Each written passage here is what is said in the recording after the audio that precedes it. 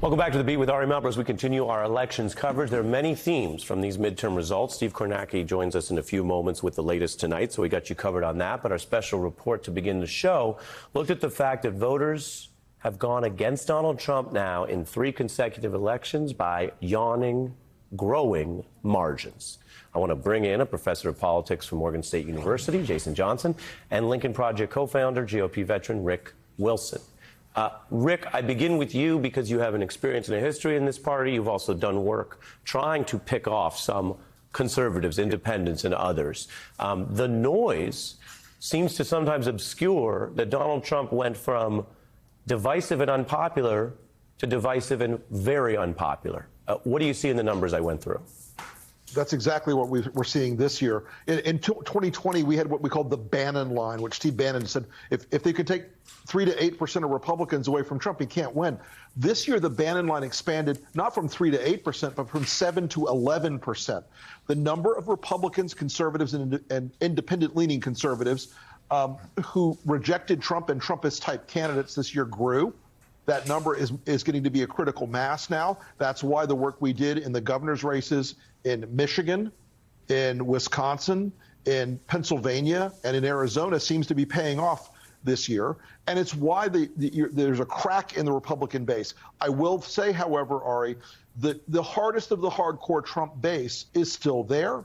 Sure. They are still dangerous. They're still poisoning the well for the rest of the Republicans. So Trump may get in. He may still win the primary. But God forbid if you're a Republican trying to ride that crazy train, because we saw the results this year, and they are only going to get worse. Jason.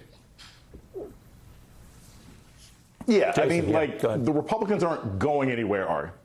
Republicans aren't going anywhere, Ari. They are still enamored with Donald Trump, even after a loss this week. But you have to understand the difference between the Republican Party leadership and people running for office and Republican voters, right? The people running for office are like, this has poisoned the well. We're all in trouble. We can't be associated with this guy. We got to run to Ron DeSantis, right? But your average voter out there, the MAGA people, the people in the big, capes and flags that say Trump, they're still going to vote for this man down the road. They're still going to say, if you have a choice between Ron DeSantis and Donald Trump, you're going to...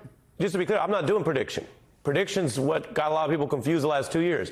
I'm asking for your analysis, your analysis of the level of rebuke that we saw this week in these numbers by voters.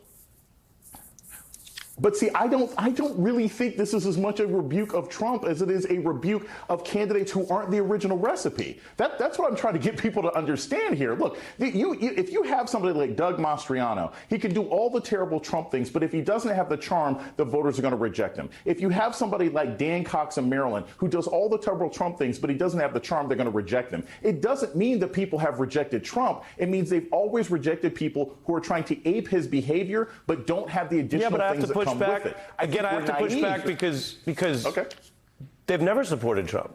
I mean, but for this interesting, legal, lawful, constitutional electoral college, the guy doesn't have a majority. He didn't have one then in 16, 20, 22. I can't tell you what's going to happen in 24. I can just tell you that if people are still playing the game of the prediction, it's like, what just happened, Jason?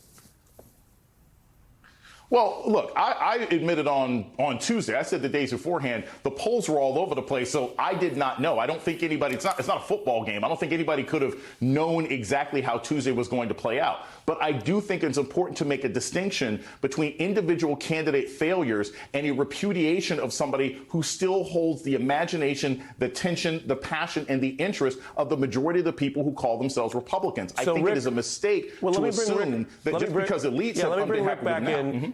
Rick, I want to do something that's hard to do on TV, and everybody knows I love Jason because he's here all the time. He's here sometimes when I'm not here.